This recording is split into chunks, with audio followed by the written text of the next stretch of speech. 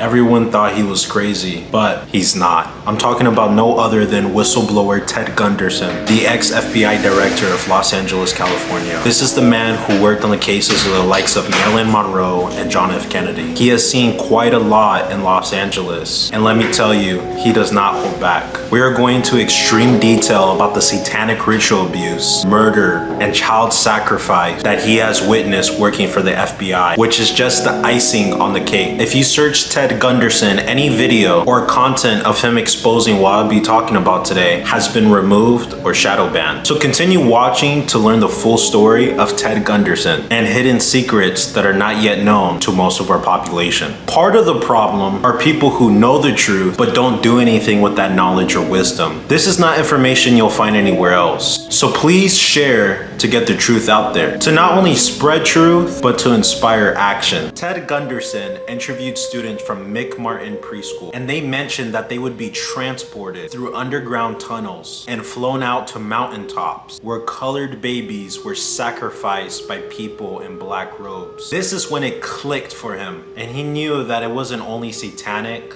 but there was a deeper, sinister motive behind all of this. Now, we all know that saying that if a child says someone is ugly, they're ugly, because children just don't lie. Not only did these children witness child sacrifice, but Ted Gunderson made victims undergo polygraph and psychiatric tests to prevent lying in any altercations of the true story. Many people who tried to expose the truth alongside Mr. Gunderson eventually died of mysterious causes. Back to the children that witnessed satanic ritual abuse at McMartin Preschool. It all started with Judy Johnson's 2-year-old son coming home one day after being sodomized. It was brought to her attention, and immediately she called to make a police report. Her son said Mr. Ray was responsible for his sodomization. His legal name is Ray Bucky, and he was arrested the following weeks. After this situation, the police department and his furious mother wondered how many other students have gone through something like this, or if not worse, which you will see as I tell this story.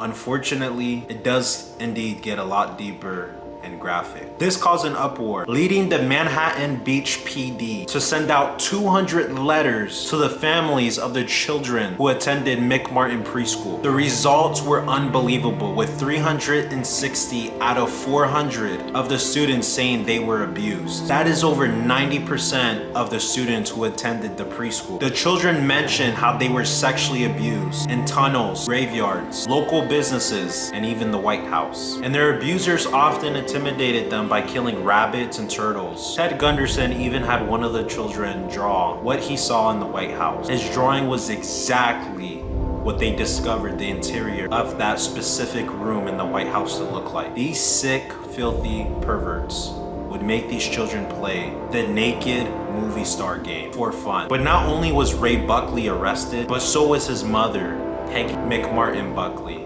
and his sister, Peggy Ann Bucky, and 3 other teachers. The FBI noted that they were running some sort of pedophilic porn ring. McMartin Preschool was later found to not be guilty, even with the astounding evidence against them. But it gets worse. Gunderson spoke to a young male by the name of Paul Bonacci, who goes into extreme detail exposing many celebrities such as Larry King, who is a popular radio host. Presidents Ronald Reagan and Richard Nixon both also attended a Bohemian Grove meeting. This satanic ritual abuse occurred in Bohemian Grove, California. Paul mentioned how he and many other children were forced into cages that were too small. They were treated like dogs, and they were all in fear for their lives. They would play sick games with the children and sodomize them for fun. He stated that Larry King would photograph and video wealthy men doing things to these children. This one thing they forced Paul Bonacci to do scared him for the rest of his life. They let Paul and one other kid out of the cage that was way younger than him. The kid tried running away from the perverts, but they told Paul if he did not rape him, they were going to kill him and the kid. So Paul reluctantly chased the kid, and they both survived for the time being.